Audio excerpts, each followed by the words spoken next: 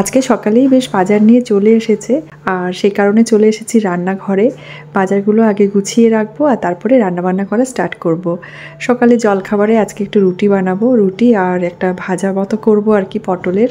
আলু আর পটল একদম কেটে রেখেছি ছোট ছোট করে, একদম শুকনো করে একটু ভাজা ভাজা করব। তো ভাবলাম আগে এগুলো সব গুছিয়ে রাখি, সবজিগুলো, তারপরে কিছু শুকনো খাবারও নিয়ে এসেছে, তো আগে এগুলো গুছিয়ে রাখবো আর তারপরে চলে যাব রান্নাঘরে, জলখাবার বানানো স্টার্ট করে দেবো। ছাতু এনেছে, তো ছাতুটা ঢেলে রাখবো।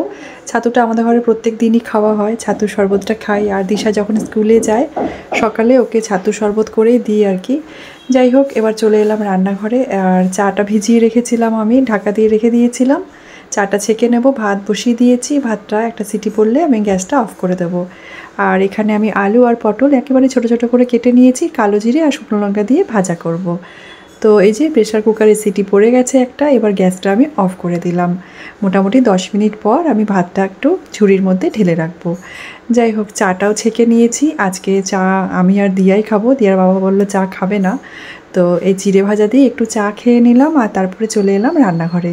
কালো জিরে আর শুকনো লঙ্কা ফোড়ন দিয়েছি, আলু পটল দিয়ে দিলাম, নুন হলুদ দিয়েছি সাথে সাথেই, আর খুব সামান্য করে জিরে গুঁড়ো আর ধনে গুঁড়ো দিয়ে দিয়েছি।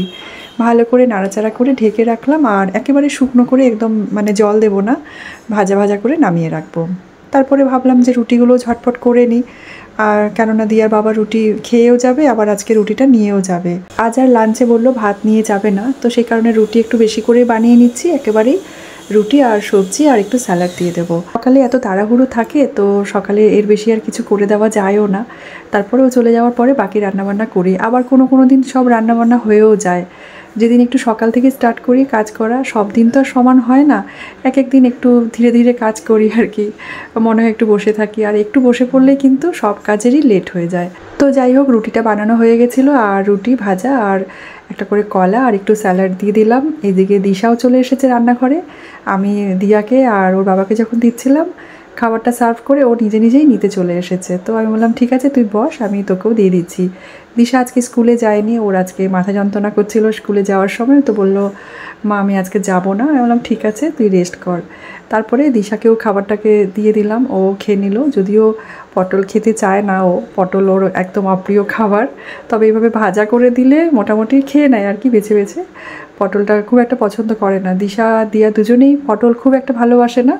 তবে হ্যাঁ, পটলের কোনো ভালো ভালো রেসিপি যদি বানিয়ে দিই তখন কিন্তু খুব ভালো করে খেয়ে নেয় ওরা। তো যাই হোক, সবাইকে খাবার দাওয়া হয়ে গেছে, এবার আমিও ব্রেকফাস্টটা করে নেবো। আর এই জানলার ধারে বসে বসে আমার খেতে খুব ভালো লাগে। ডাইনিংয়ের এই জানলাটা আমার সবথেকে প্রিয় জায়গা, আর আমি এখানে বসেই আর কি প্রত্যেক দিন, মানে যখন থেকে এসেছি আর কি ফ্ল্যাটে, এখানে বসে সবজি কাটি, তারপরে আটা মাখি, সমস্ত কাজগুলো করি। জানলাটা দিয়ে এত সুন্দর হাওয়া আসে, মানে ফ্যান চালানোরও দরকার পড়ে না। ফ্যানটা চালিয়েছিলাম, তো বললাম যে ফ্যানটা বন্ধ করে দে, এত হাওয়া আসছে সুন্দর, একদম ঠান্ডা হাওয়া, ফ্যান চালানোর আর প্রয়োজনই পড়ে না। তো সেই কারণে আমি ফ্যানটা বললাম অফ করে দে। আর এদিকে খেতে খেতে আমি দিশাকে একটু রাগাচ্ছিলাম।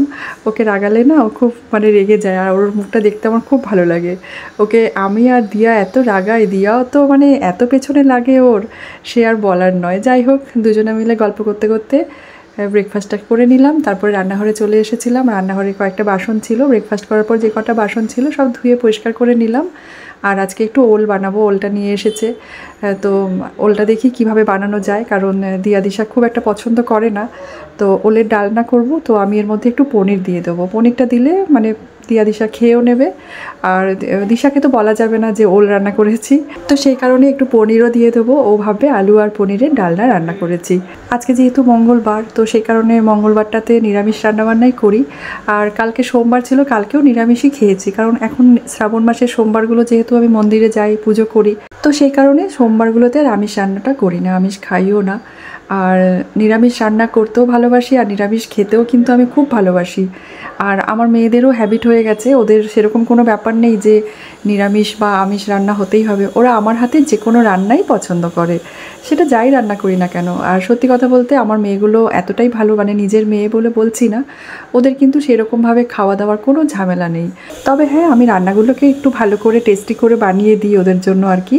আর নিরামিষ রান্নাটাও একটু অন্যরকম পাল্টে পাল্টে করে দিলে ওরা খুব খুব তৃপ্তি করে খেয়ে নেয়। যাই হোক, কথা বলতে বলতে সবজিগুলো আমার কাটা হয়ে গেছে আর পনিরটাকেও ছোট ছোট করে টুকরো করে কেটে রেখেছি। এবারে এখানে আমি একটা মিক্সির জারের মধ্যে নিয়ে নিয়েছি 2টো টমেটো, ছোটো সাইজেরই টমেটো, আর আদা আর কাঁচা লঙ্কা। ভালো করে এটা একটা পেস্ট করে রেখে দিলাম। এবার কড়াইতে সাদা তেলটা গরম করে নিলাম আর তেলের মধ্যে দিয়ে দিলাম গোটা জিরে আর তেজপাতা ফোড়ন। কেটে রাখা আলু আর ওল দিয়ে দিলাম, তার সাথে আমি দিয়ে দিলাম স্বাদ মতো নুন। ঢেকে রেখে ভালো করে নাড়াচাড়া করে আলু আর ওলটাকে একটু লাল করে ভেজে নিয়েছিলাম। তারপরে যেই মশলাটা আমি বেটে রেখেছিলাম ওই মশলাটাও দিয়ে দিলাম। মিডিয়াম আঁচে মশলাটাকে প্রথমে ভালো করে ভেজে নিয়েছিলাম আর তারপরে গুঁড়ো মশলাগুলো দেওয়ার পরে দিয়ে দিলাম সামান্য একটু গরম জল দিয়ে মশলাটাকে বেশ ভালো করে কষিয়ে নিয়েছি। এবার আমি গ্রেভির জন্য দিয়ে দিলাম এখানে গরম জল। ঢেকে রেখে রান্নাটা করে নিয়েছি আর নামাবার আগে পনিরটা দিয়ে দিয়েছি। পনিরটা আমি ভাজিনি, পনিরটা একদম ফ্রেশ ছিল আর বেশ ভালো ছিল, পনিরটা সফট, তো সেই কারণে পনিরটা ভাজলাম না। আর নামাবার আগে ধনেপাতা কুচি আর দিয়ে দিয়েছি গরম মশলার গুঁড়ো। ওলের ডালনাটা এভাবে একবার আপনারা বানিয়ে দেখবেন একটু পনির দিয়ে, এটা কিন্তু খেতে ভীষণ ভালো লাগে, ভাত রুটি সব কিছুর সাথেই খেতে কিন্তু বেশ ভালো লাগে। আজকের মতো রান্নাবান্না সব কমপ্লিট করে নিয়েছি, রান্নাঘরও গুছিয়ে নিয়েছি। কালকে একটু মুগ ডাল করেছিলাম সবজি দিয়ে, তো সেটা ফ্রিজে ছিল, বের করে রেখেছি। খাওয়ার আগে ডালটা একটু গরম করে নেব। আর সকালের একটু ভাজা করেছিলাম, সেই ভাজাটাও আছে। ব্যাস একদম সিম্পল রান্নাবান্না করেছি। ওই যে বললাম না, আমাদের ঘরে খাওয়া দাওয়া নিয়ে কারোর কোনো ঝামেলা নেই। এক তরকারি ভাত দিয়ে আমার মেয়েরা খেয়ে নিতে পারে আর আমিও পছন্দ করি খেতে। তবে হ্যাঁ, সেই তরকারিটা কিন্তু খুব টেস্টি হতে হবে, তবেই আমার মেয়েরা খাবে। তো যাই হোক, রান্নাবান্না সব কমপ্লিট আজকের মতো, এবেলার মতো। আবার দেখি রাতে কি রান্নাবান্না হয়। রাতে তো রুটি করি, আর রুটির সাথে এক এক দিন এক এক রকম করতে হয়, কখনো ছোলার ডাল, কখনো তড়কা। নিরামিষের দিনগুলোতে ছোলার ডাল বা কোনো সবজি বানাই, আর আমিষ যেদিন থাকে সেদিন রাতের দিকে মন করলে দিয়া দিশা খেতে চাইলে চিকেন কষা বা তড়কা এসব আর কি করে দেওয়া হয়।